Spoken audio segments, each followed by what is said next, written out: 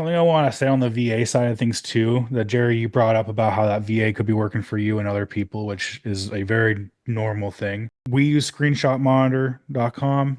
It's that's their time card. That's us watching them. So that's always something I highly recommend for anyone with a VA. But I learned this from Tom from Fast Track FB. Is it fast? Yeah, Fast Track FBA, where with his VAs that he trains and that he works for his company, if he has a suspicion that they might be working for someone else, he'll just get on a Zoom call with them.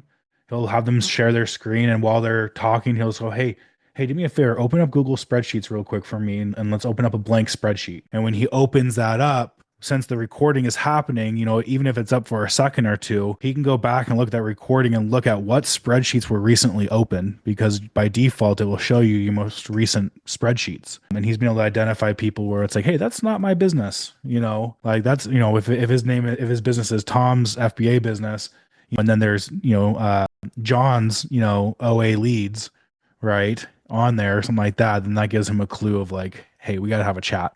Something's not right here. So, yep, I think it's very important, especially if you're looking at hiring your first VA, is people, blindly trust. And, not most VAs that I've worked with are fantastic people, but I've also worked with people who are scandalous. I heard a horror story at the last Proven conference of a friend of ours who, she didn't realize this, but the cash back that her VAs were using when ordering wasn't her account. And this VA stole thousands of dollars worth of cash back money that, she wasn't tracking, because it's a hard thing to track and keep, on top of on her own. So it's just one of those things where you just want to be careful, and set up systems and processes. We have a VA who does all of our ordering, so we trust her with our credit card. She's been with us for years, and we share the same faith, and she's proven to be a trustworthy individual. But I have a different VA who's double checking all the things that she's doing, right? And